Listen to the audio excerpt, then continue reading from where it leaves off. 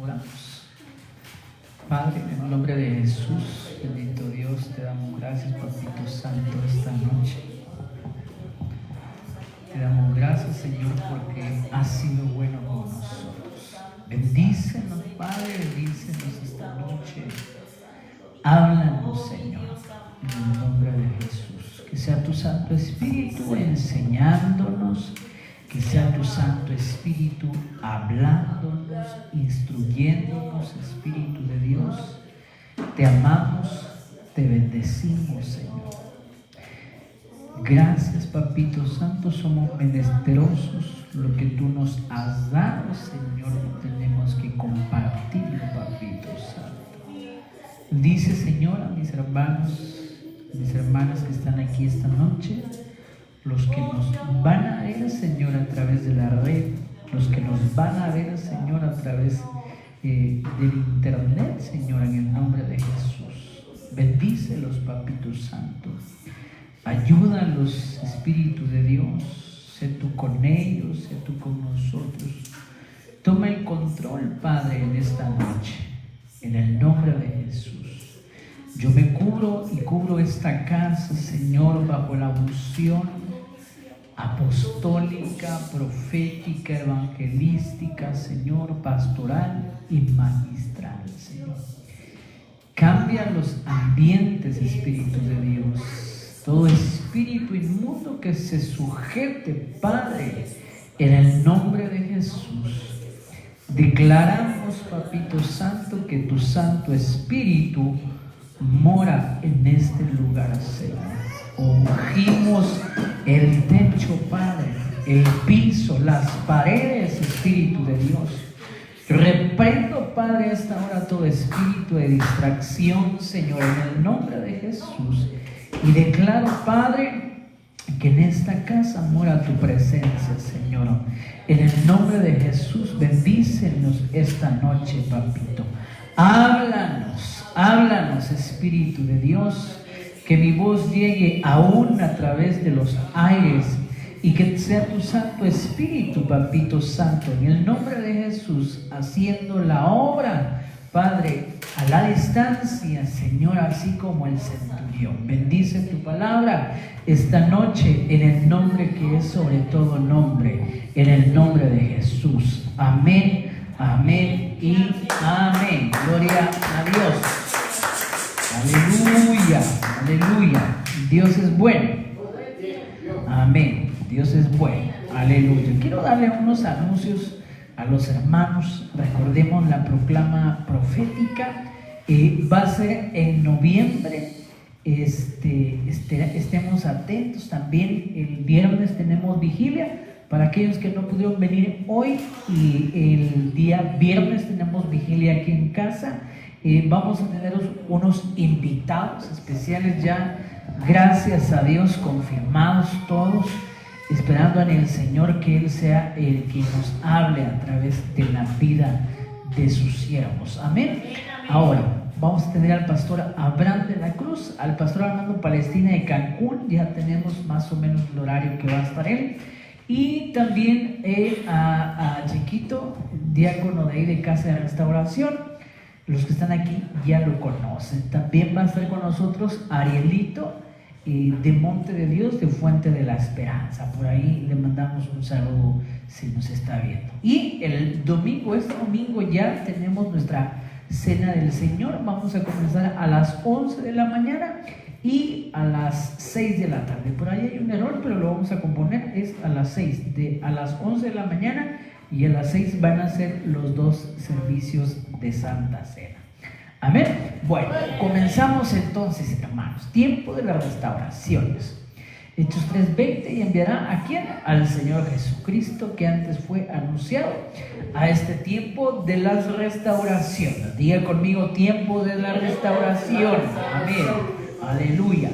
Ahora, ya hemos estado platicando, yo creo que en estos días, sobre bastante de la restauración. Y yo les pedí a los hermanos que me van a apoyar el día viernes, que sigamos hablando de las restauraciones, porque yo creo que por ahí hay algo que el Señor nos quiere enseñar y nos quiere mostrar. Amén. Ahora, yo estuve hablando el domingo pasado en la mañana y en la tarde sobre la restauración del altar. Ahora, estuvimos platicando, oiga, quiero que aprendamos todos que el altar es un lugar donde se hace un sacrificio, amén, donde hay una víctima y donde hay que matar a un animal. Que quede bien claro, hermano, usted que está aquí y que lo está viendo, que para eso sirve un altar, para matar un animal, para presentar, para ofrecer una ofrenda y para ofrecer un sacrificio. Y ojo con esto, debe de haber muerte en el altar. Si no hay muerte en el altar, significa que no es altar. Por eso en estos días estuvimos muy asediados por muchísimos altares, pero realmente lo que el Señor nos quiere enseñar esta noche, que por eso, hermano, quiero recordarle que por eso se le llama altar de ¿qué? Altar de los muertos. Amén. Ahora, esto es bien interesante porque una de las funciones del altar es que haya una víctima, alguien que muera, hermano. Vean cómo el enemigo hace clonaciones de lo que Dios había hecho. Esto, hermano, del altar de muertos no es algo nuevo. Esto ha existido siempre, pero ha quedado establecido por el Señor, por Dios mismo, hermano. Entonces, quiero recapitular otra vez. En un altar se da un sacrificio, hermano, y en el altar hay una víctima y hay muerte y se presenta una ofrenda. Usted sabe, porque se le ha sido enseñado que incluso hay lugares en que hay altares de gente. Los aztecas, los mayas, ellos hacían sacrificios, hermano. Y recuerdo que en la historia había sacrificios ¿de qué? De doncellas vírgenes, hermano. Se sacrificaban, es decir, se derramaba en ellos, en esos lugares, en esos altares se derramaba la sangre de una virgen en ese altar, hermano. Entonces, la historia nos ha sido enseñado que siempre ha existido un altar, pero hermano, eso no es de Dios, eso es del enemigo, que piensan que van a acudir a sus dioses paganos y el dios pagano les va a dar una respuesta a través de ese sacrificio de una persona. Ahora, pero mire, volvamos a lo de Dios. En un altar hay sacrificio, hay una víctima y hay muerte, ¿sale? Por eso el mundo se confunde entonces, porque en los altares, se les llama altar de muerte. Ahora, estos altares, los que Dios hizo, los que Dios puso, se tienen que reparar. Ahora, quiero recordarles un poquito, porque yo quiero hablarles el día de hoy del altar del Señor. Ya el domingo vamos a platicar un poquito de la cena del Señor y ahí vamos a tratar un tema, pero yo quería de una vez comenzar desde el día de hoy. Ahora, hay unos altares que ya nos vimos la semana pasada, ¿sale? Ese altar es el altar del pan inmundo. Oiga, Malaquías 1:7. Y se ofreció sobre mi altar pan inmundo. Y vosotros decís, ¿en qué te hemos deshonrado? En que decís, la mesa del Señor es despreciable. Entonces hay pan. Usted sabe, porque se le ha sido enseñado, que el pan de la proposición es el Señor. El pan que da vida, ¿quién es? Es el Señor Jesucristo, ¿sí?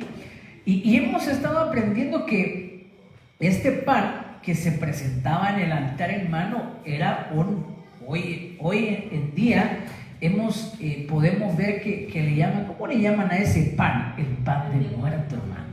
¿sale? Pero el pan nuestro, hermano, no es un pan de muertos, sino que es un pan ¿de qué? De vida. Amén. Entonces es diferente, hermano. Hay uno que es de muerte y uno que es de vida. Entonces vea lo interesante que en este altar se presenta un pan inmundo, es decir, lleno de inmundicia. ¿Por qué? Porque en la mesa del Señor es despreciable este pan. Este pan no cumple con los requisitos. Uno de los requisitos del pan, ¿qué es? Que no tenga ¿qué? Levadura, hermano. Entonces el pan que tiene levadura es un pan inmundo, es decir, que no se trata del pan del Señor. Y ahí quiero terminar porque yo quería platicar esto, terminaron la semana pasada antes de que viviéramos todo de las fiestas que celebraron y enseñar esto. Ya no nos dio tiempo, yo quiero terminarlo. También hay un altar que se llama el altar de Abén, Oseas 10:8. Aprendamos todos, hermanos. Y los altares de Abén serán destruidos. El pecado de Israel crecerá sobre sus altares de espinos y de cardo. Y dirán a los montes, cubridnos, y a los collados, caed sobre nosotros. Y miren, esta palabra Abén significa aflicción, vanidad y estar enlutado, hermano. Vea lo interesante, porque en esta condición que vamos a aprender el día de hoy, si estamos entendiendo que un altar es un lugar en el cual se acude a presentar ofrenda, que hay muerte, que hay sacrificio y todo, hermano, vamos a entender que, por ejemplo, en este altar que se realizó en Abén, vean lo que significa. Significa aflicción, es decir, hermano, que hay gente que vive afligida día y noche, ¿sí? ¿Y qué significa esta aflicción, hermano? Que no hay paz, que todo el tiempo anda afligido, que nada le da o le ministra paz. Tiene como una especie de delirio de persecución, hermano. Sí. Y esto es permanente porque esto se trata de un altar. Sí. Es decir, que es constante su aflicción. ¿Sabe qué le falta, hermano? Aquí, a los que están afligidos, les falta paz. El Señor es nuestra paz.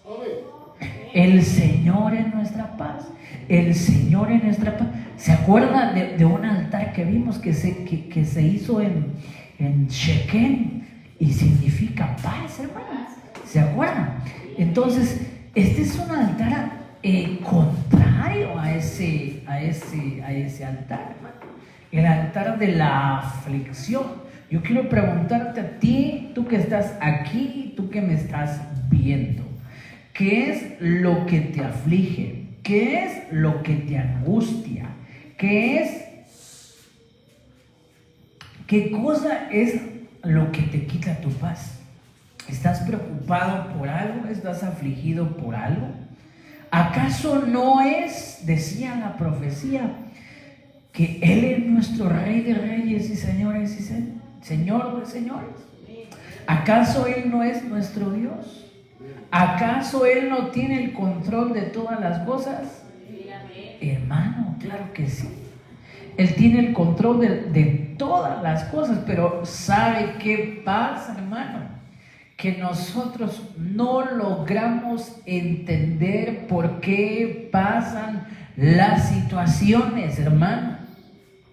No logramos entender por qué a Dios le place hacer tales cosas, que probablemente porque así nos convenga, ¿sí? Probablemente así conviene a nuestra vida, hermano. Yo he entendido así, hermano, a esta hora.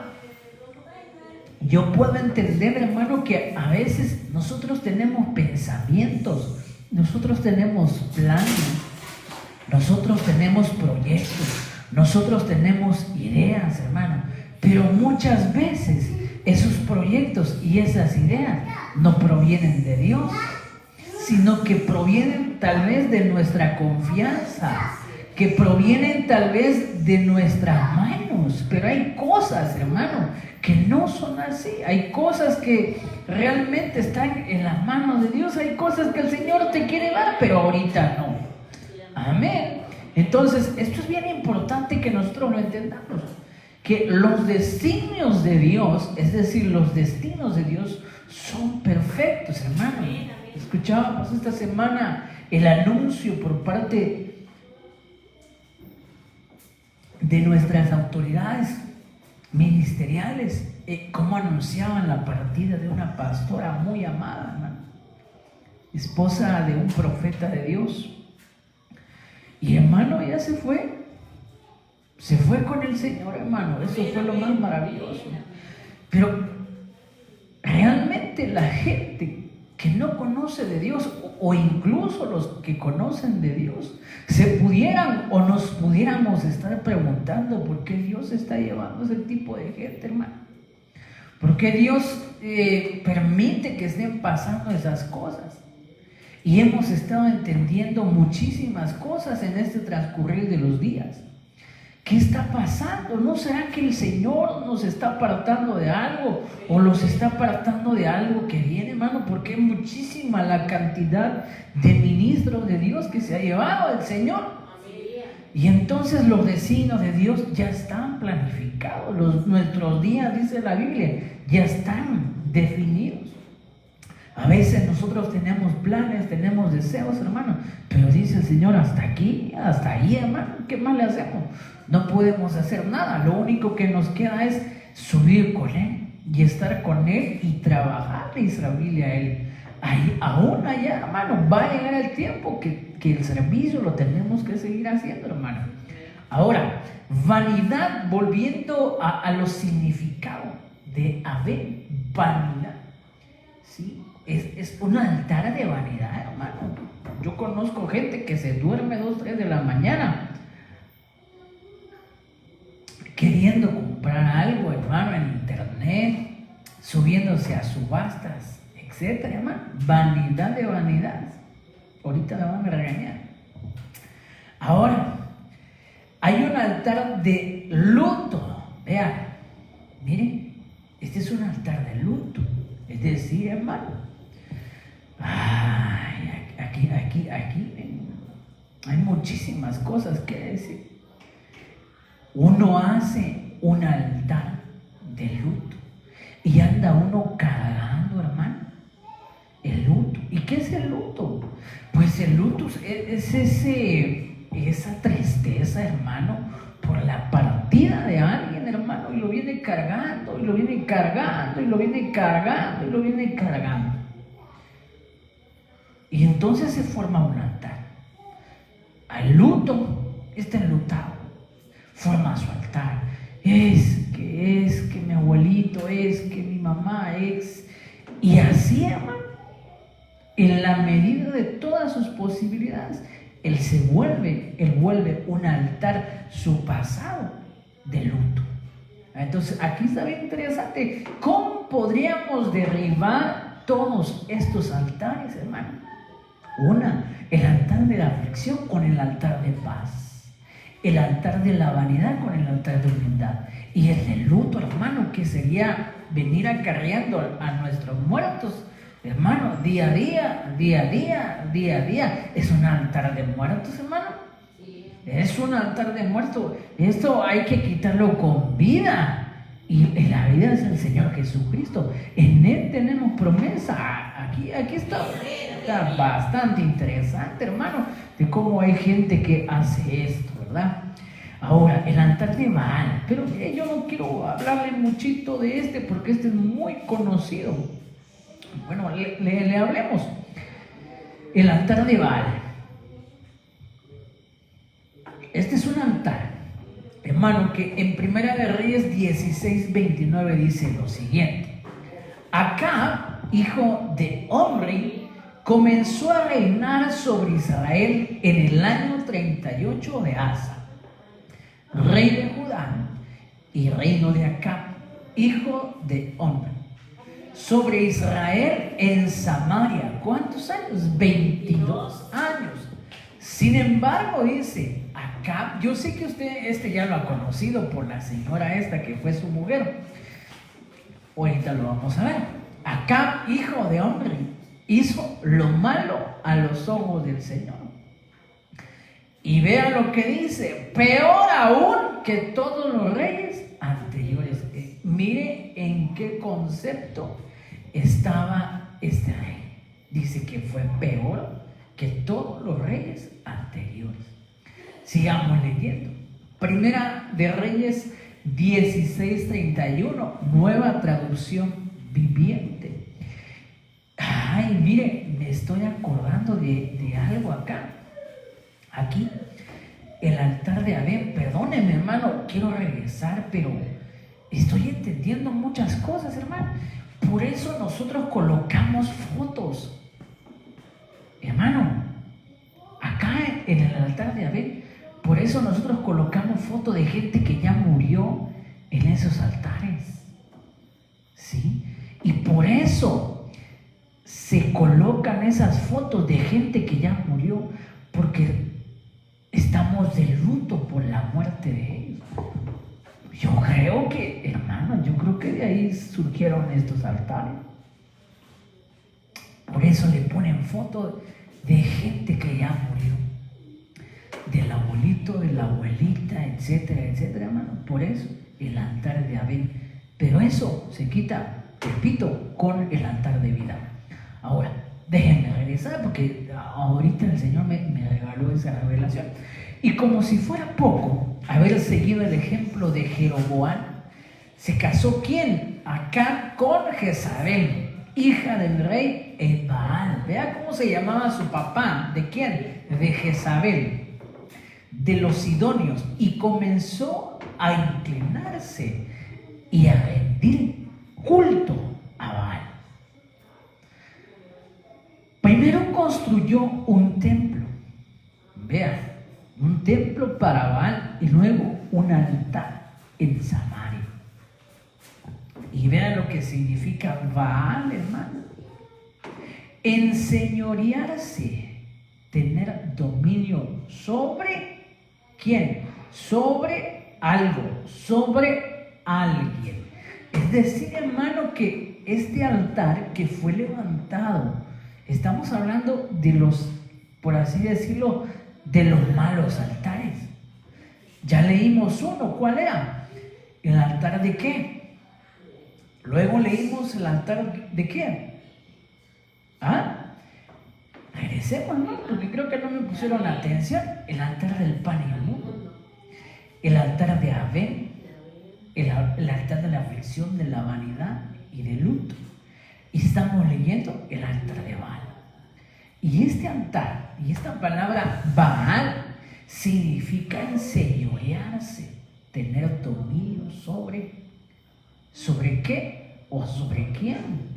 Entonces, aquí resulta bien interesante, porque el papá de esta entidad que está aquí, que se llama Jezabel, hija de quién? Del rey quién? Baal. Es decir, que ella fue hija de quién? Del rey Baal. Y lo que significa Baal es enseñorearse, es decir, tener dominio sobre quién o qué. Entonces vamos a entender, hermano, que Jezabel fue una heredera de quién, de la conducta de quién, de su padre. Es decir, que Jezabel aprendió toda esa actitud de quién, del papá. Y en vez de aprender lo bueno, aprendió lo malo porque llevaba el nombre ahí, hermano. Y entonces ella aprende esta entidad. Esta entidad se nos ha dicho un montón de cosas, hermano, un montón de cosas. Incluso hay gente que ora por esto y libera de este espíritu. Pero resulta bien interesante, hermano, que aquellas personas que quieren tener dominio, es decir, ¿cómo le podríamos llamar? una especie de control, una especie de imposición sobre alguien o sobre algo, hermano. Tiene actitudes de dominio. ¿Y de quién? De Baal.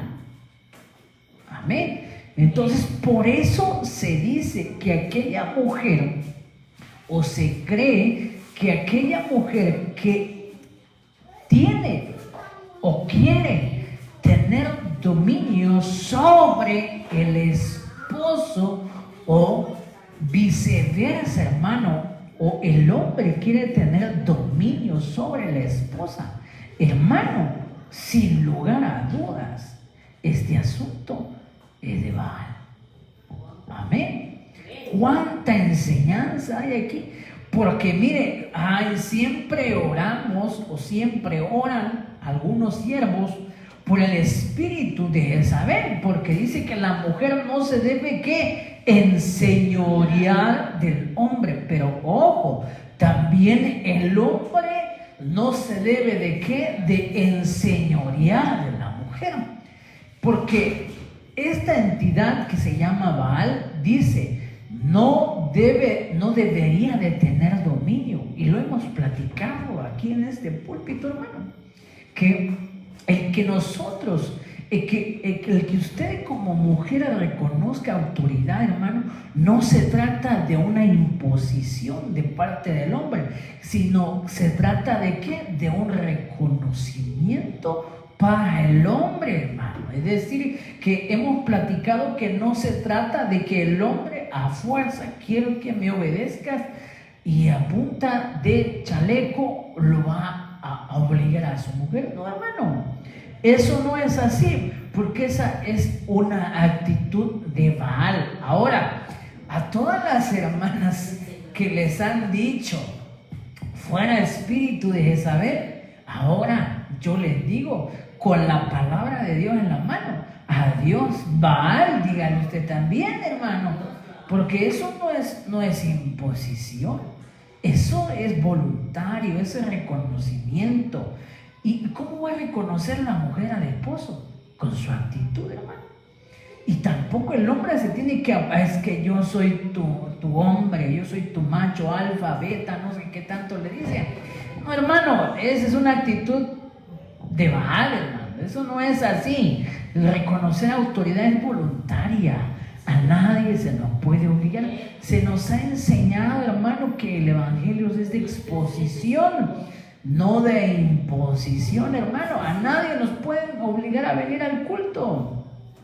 El que viene a la fuerza, por algo viene. Es mejor venir voluntario, tranquilo, papito santo. Si quieres hablarme, hablame, papá. Pero yo no puedo obligar a nadie a que venga al culto, hermano. Esto es, el Señor es el que lo hace. Son sus ovejas, es su obra, es su reino, hermano. Nosotros nada más somos achichincles del Señor. Y si Él nos va a usar, pues que nos use como Él quiera. Porque Él es el amo, el Señor y el Todopoderoso. Que somos nosotros delante del Señor, hermano. Nada, no somos nada. Nosotros no somos nada en el nombre de Jesús. Solamente con Él somos sus siervos, sus ministros. Pero todo lo hace Él, hermano. Entonces, varones de Dios que me están viendo y que me están escuchando, no nos tratemos de enseñorear, hermano. No podemos obligar. No podemos tener dominio sobre la mujer, y viceversa, ni la mujer dominio sobre el hombre. Mejor agarradito de la mano y le echemos para adelante los dos. Total, somos una sola carne. No sé si usted le dice a su esposa, ¿cómo le dirá? Lo interesante es que si le dice usted algo que no le gusta, se lo está diciendo usted mismo, hermano, porque dice la Biblia que somos una sola carne. Ay, qué gorda te ves, te está diciendo gordo. Ay, qué flaca estás, pues te está diciendo flaco. ¿Por qué? Porque somos una sola carne, hermano. ¿Por qué no le decimos mejor a la esposa qué guapa te ves y te está diciendo guapo? Qué hermosa te ves, te está diciendo hermoso. Porque somos una sola carne, hermano. Aquí no se impone, se expone. Hasta ahí entonces quería yo llegar en esta noche con el altar de Baal. Yo no sé qué tiempo llevaré. de verdad me dilaté un poquito, pero yo creo que tenemos que aprender bastante de esto, hermano. Yo tenía el anhelo de darlo el domingo, pero no pudimos. Si usted no lo ha visto, ahí métase a Facebook, ahí Casa de Refugio Ministerios de Ebenecer, ahí lo va usted a ver. Y yo concluyo esta parte aquí sobre los altares. Quiero regresar, me encanta volver a hacer una especie de síntesis de los altares, por así decirlo, los malos altares, ¿sale? Los malos altares. Ya vimos los buenos altares en la sesión pasada y vimos del pan inmundo, el por qué se coloca pan en el altar, hermano. Amén. También el altar de Abel, hermano. Hay muchísimo que aprender. En el altar de Abel, ya decíamos, de aflicción, gente que vive afligida, gente vanidosa que no puede salir si no tiene pintura en la cara, hermano. Tiene un problema. Los enlutados, hermano. El altar del enlutado, aquel que coloca en un altar pues la gente que ya falleció, hermano, y los colocan ahí. ¿Y qué hacen, hermano? Memoria de lo que ellos vivieron. Y algunos le hacen por remordimiento, porque saber que le hicieron a la abuelita o al abuelito, y ahí lo ponen recordando, hermano. Ya tiene como 600 años que falleció la señora o el abuelito. Y aún lo seguimos colocando, ¿dónde? En el altar. Amén. Entonces, quitemos este tipo de altares. Le coloquemos un altar de vida. Le coloquemos un altar de paz, un altar de amor. Ahora, sigamos. Y le concluimos en el altar de Baal. Amén. Por aquellos que no nos alcanzaron. Y en este altar hablamos de Jezabel y de Baal. Hermano, su papá de Jezabel era Baal. Todo lo que hacía Jezabel, hermano, lo aprendió del papá. Y perdónenme, aquí creo que me salí. Aquí está. Después, en esta parte de acá, el significado de Baal ya habíamos platicado, de enseñorearse y tener dominio sobre alguien o alguna cosa. Entonces, hay actitudes para los varones que no debemos de hacer, hermano. Y hay actitudes jezabélicas que obviamente no las tenemos que hacer, ni uno ni el otro, porque a veces abusamos, hermano. Si es mujer, no nos pueden decir nada porque ella tiene el espíritu de Jezabel. No, hermano, la mujer tiene una obligación. Y si no sabe usted cuál es su obligación en su casa, es ayudar a su esposo. Ayúdenlo. Si usted lo ayuda, eso no es Jezabel, hermano, que no le engañen. La Biblia es clara y precisa. Entonces reprendamos el espíritu de Jezabel, pero también reprendamos el espíritu de Baal, hermano. Y este espíritu de Baal es enseñorearse de alguien y tener dominio sobre alguien o algo. Entonces, esas actitudes ni la mujer de Dios ni el hombre de Dios las deberíamos de tener, hermano. Y créanme que a veces nos pasamos nosotros y acusando con el dedo a la mujer. Es que tú eres Jezabel, obedéceme, sujeta todo. Y hermano, y nosotros queremos tener dominio sobre ella, hermano. Si no es una cosa, es algo precioso delante de los ojos de Dios. Y platicamos la semana pasada de estos altares, los altares de Abraham y altar de Abraham. Habíamos platicado que él hizo un altar en Siquén, hizo otro altar en Betel y hizo un altar en Moriah, en el monte Moriah. Ahora, quiero comenzar aquí y recordarles un poquito de lo que vimos. ¿Cómo vamos de tiempo? Génesis 22:1. A ver hasta dónde lleguemos. 34. Y sigamos.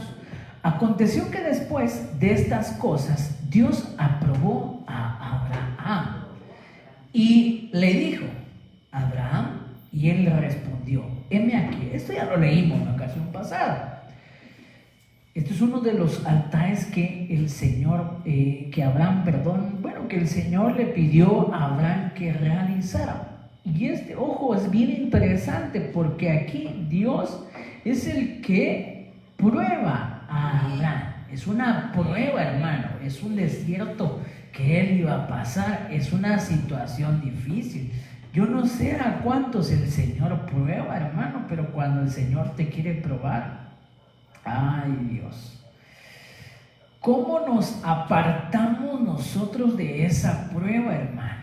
¿Sí? Hay algunos que llevamos años en esa prueba. Hay algunos que llevamos días en la prueba, algunos meses, pero de que Dios nos está probando, hermano. Tal vez algunos fidelidad, algunos constancia, etcétera, hermano, no sé. Hay mucha cosa que hablar ahí. Génesis 22:2. Y Dios dijo, vean, la prueba del Señor. Toma ahora a tu hijo, tu único, a quien amas, a Isaac, y ve a la tierra de Moriah y ofrécelo ahí. ¿Se acuerdan para qué servía el altar? Para ofrecer una ofrenda, una muerte, un sacrificio. Ofrécelo allí en holocausto sobre uno de los montes que yo te diré. Y Abraham se levantó muy de mañana y enalbardó su asno y tomó consigo 2 mozos suyos, a Isaac su hijo, y cortó leña para el holocausto. Y levantóse y fue al lugar que Dios le dijo. Bien obediente el siervo. Al tercer día, vean lo que pasó. Alzó a Abraham sus ojos y vio el lugar de lejos. Entonces dijo Abraham a sus mozos: esperaos aquí con el asno, y yo y el muchacho iremos hasta allá. Es decir, no los llevó hasta el lugar donde iba a hacer el sacrificio. Y adoraremos. Yo recuerdo que yo le estaba enseñando para qué sirve un altar. Y ya para adorar al Señor.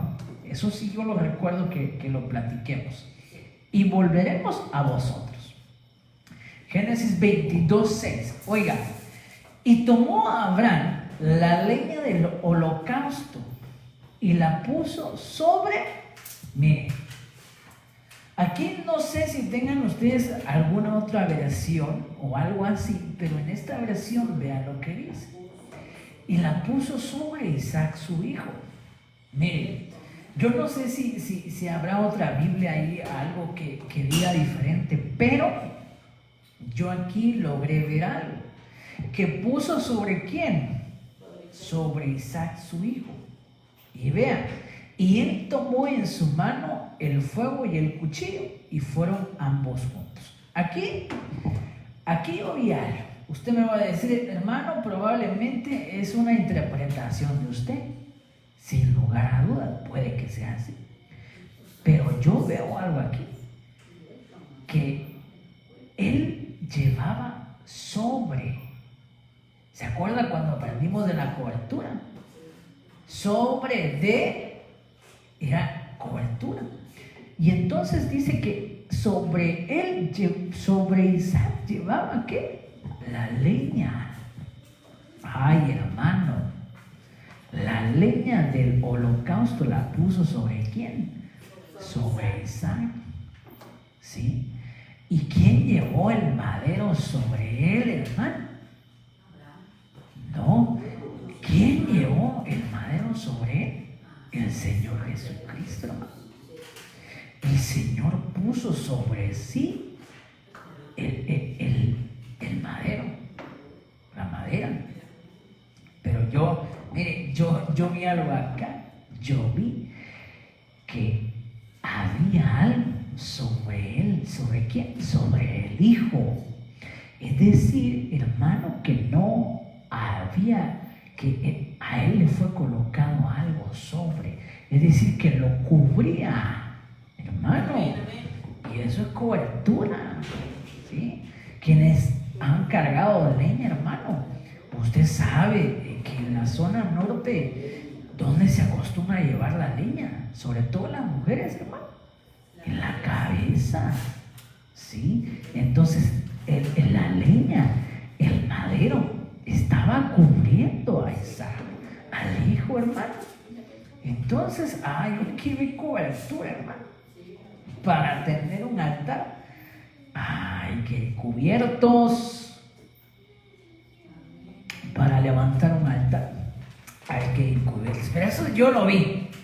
Eso es mío. Yo no se lo puedo decir, mire hermano, recíbalo. No, eso yo lo vi, eso es mío. No se lo comparto, nada más se lo platico para que usted le piense ahí. Y él tomó en su mano, ojo, el fuego y el cuchillo. Y fueron ambos juntos.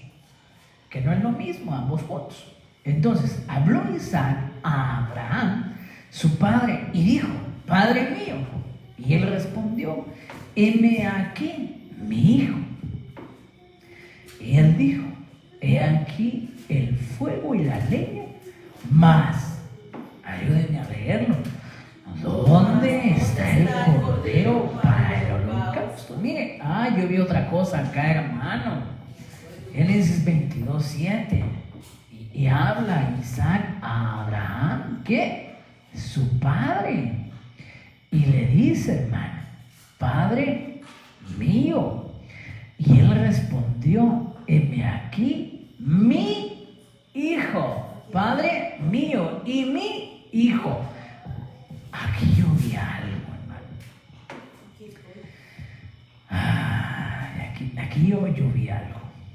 Que para, hermano, yo siento que uno de los requisitos que debería de haber, aquí todavía no se ha levantado el altar físicamente, pero mire, yo aquí vi paternidad,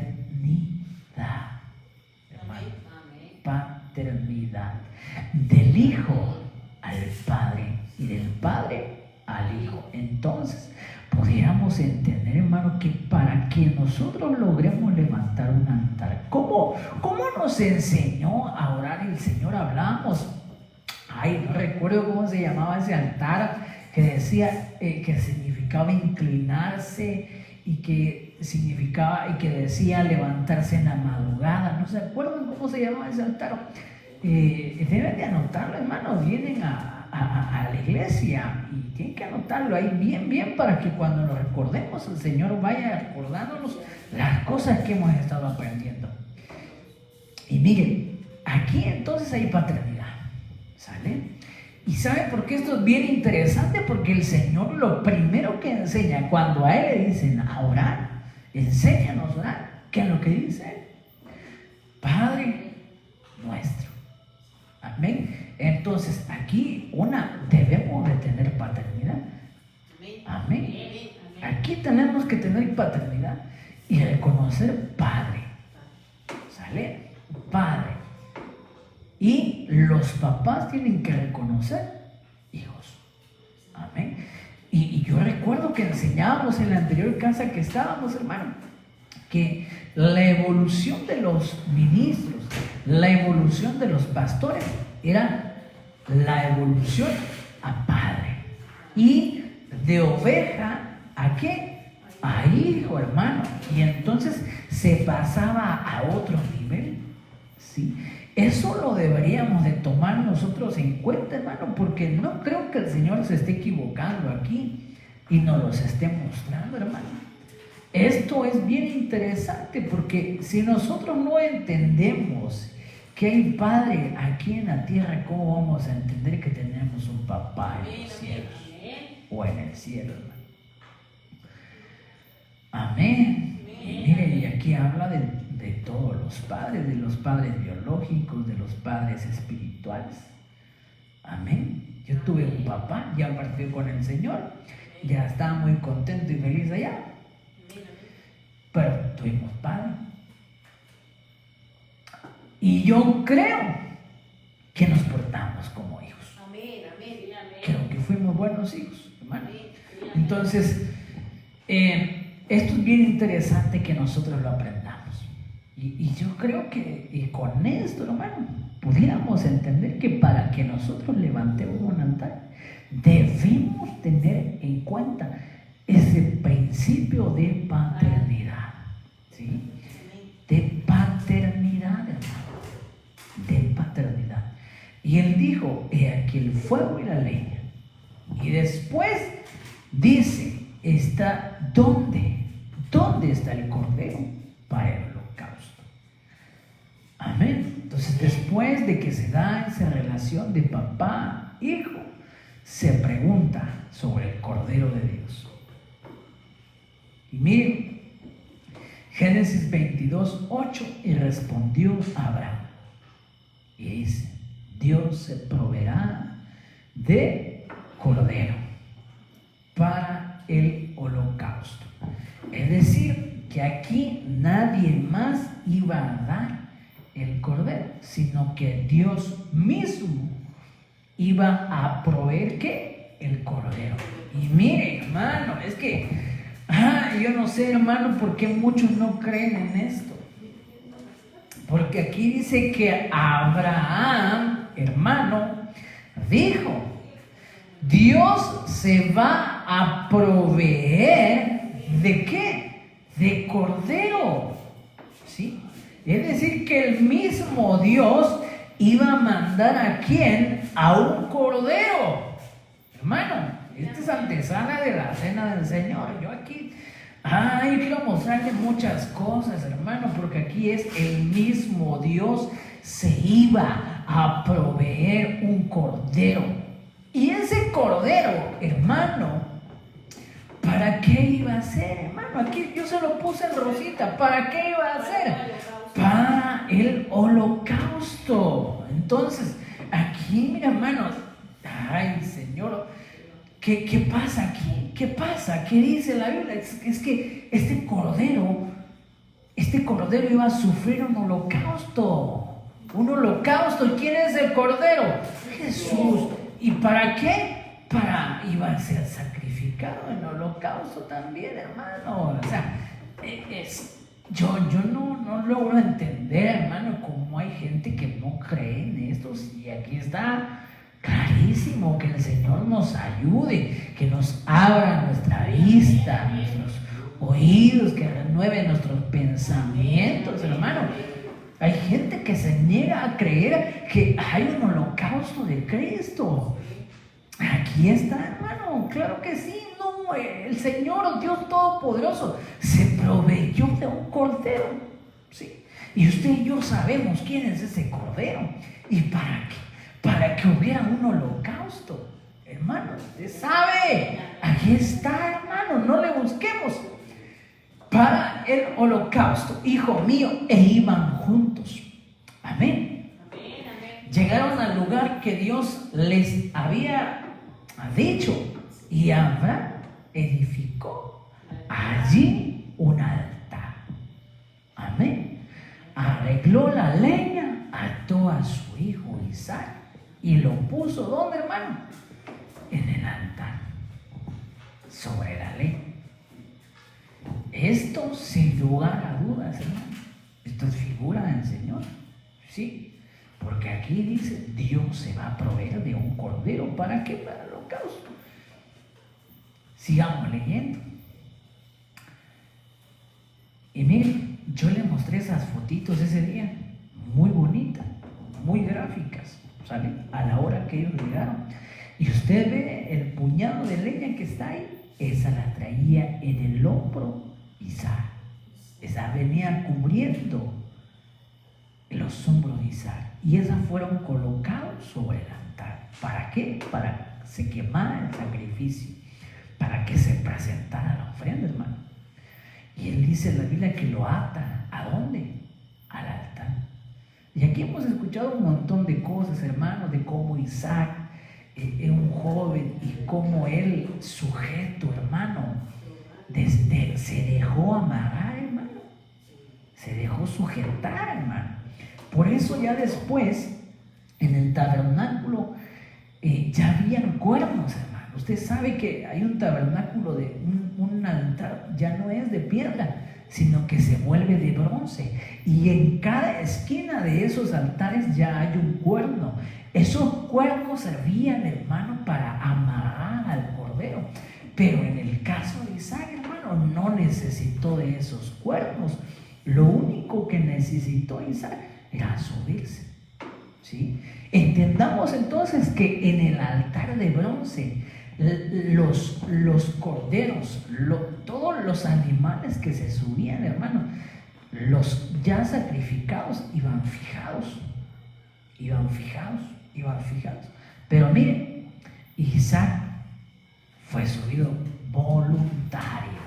Y dice la Biblia que subió mudo.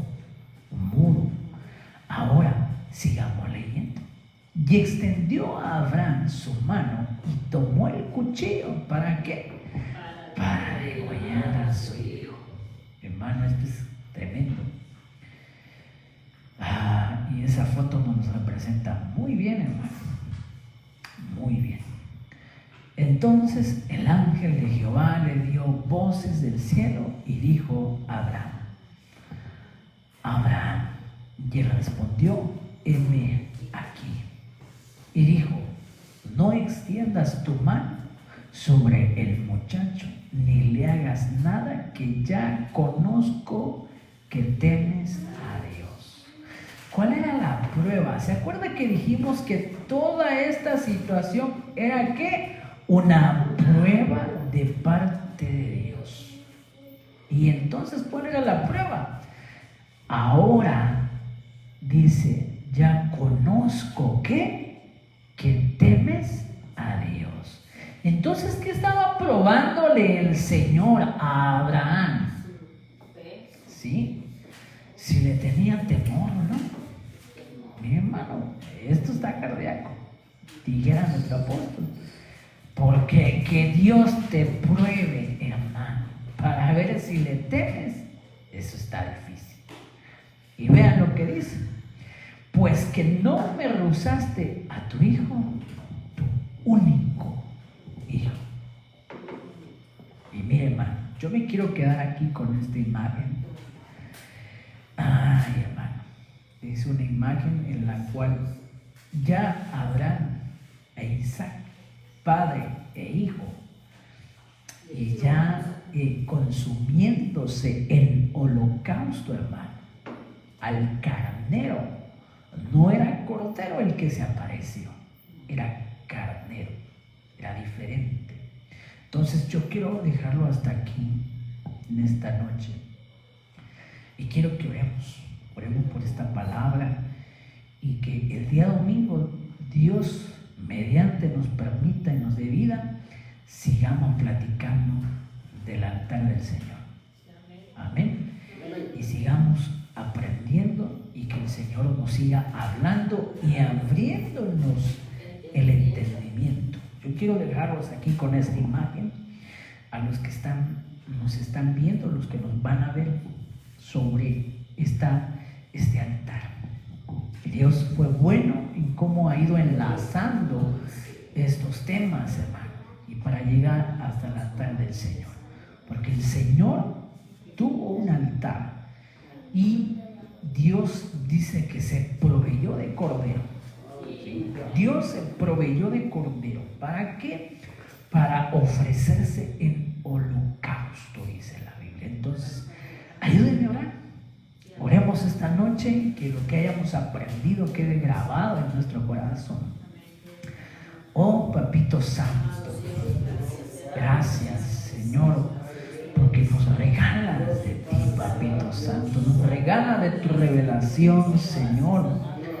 Gracias por abrir nuestro entendimiento, Papito Santo. Que sea tu Santo Espíritu enseñándonos, abriendo nuestros ojos, nuestros oídos espirituales, Padre, para que entendamos lo importante que fue lo que hizo nuestro Señor, y que el compromiso no es con cualquiera, Papito Santo.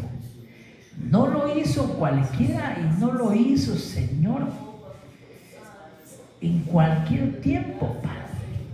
Él sabía el momento, Él sabía el lugar. Yo vengo de parte de Dios a decirte que lo que tú estás viviendo, dice el Señor, es un tiempo diferente. Y quiero decirte de parte de Dios que tienes que valorar lo que nuestro Señor hizo por ti. Todo ese sacrificio, toda esa ofrenda de su cuerpo en un lugar que hemos aprendido que se llama altar. Y tenía que haber muerte, porque así estaba escrito en el Antiguo Testamento, para que hubiera un holocausto y subiera al Señor como olor fragante y quedara satisfecho el Padre con el sacrificio presentado en el nombre de Jesús. Y a través de ese sacrificio presentado, a través de esa ofrenda, dice la Biblia, se nos fuera quitado el pecado. En el nombre de Jesús, yo quiero enseñarte, yo quiero decirte en esta noche que el que te digan que tus pecados te son perdonados ha implicado muchas cosas.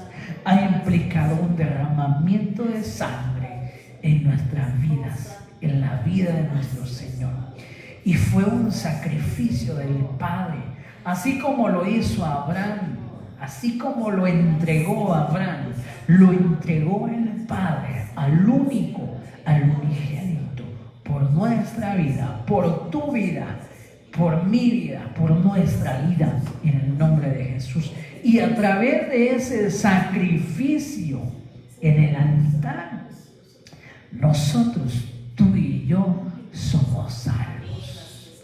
Y Dios nos ha librado de la muerte eterna. Padre, bendice a tus hijos, Señor. Bendice a tus hijos, Señor, en esta casa esta noche. Bendice a tus hijos allá donde están, Señor, en el lugar donde se encuentren, donde vean este video, papito. Yo les hablo. Yo le pido al Señor que tú toques su corazón, que lo que sienten ahí no se llama remordimiento, Señor, en el nombre de Jesús. Es el Espíritu de Dios el que está tocando su corazón, papito santo, e inquietándolo, Señor, y haciéndolo reflexionar, papito, de que hay una mala manera de vivir, Señor. Y es tiempo, papito, de que vuelvan a tus pies, Señor. De que reconozcan que dependemos de ti, Señor. De que no hay nadie, que no podemos acudir a un psicólogo, que no podemos acudir a un médico, Señor. Si debemos de acudir a ti, papito santo, en el nombre de Jesús. Porque tú eres nuestro refugio, tú eres nuestro pronto auxilio, Señor, en medio de las pruebas y en medio de las tribulaciones, Señor. Yo bendigo a tus hijos esta noche, quienes están acá y los que nos están viendo, Padre. Gracias, papito, que retumbe tu palabra en nuestra mente, Señor, que nos haga mover, Señor, nuestro corazón, que trastoque nuestra alma, tu palabra, Señor, que nos inquiete, papito santo. Bendice, Señor, a las familias, Padre, en esta noche que están aquí y que nos están viendo, Padre. Bendice, Señor, en el nombre de Jesús esta casa. Que sea tu Santo Espíritu rodeándonos, Señor, en el nombre de Jesús. Gracias, papito santo. Amén, amén y amén. Aleluya. Gloria al Señor.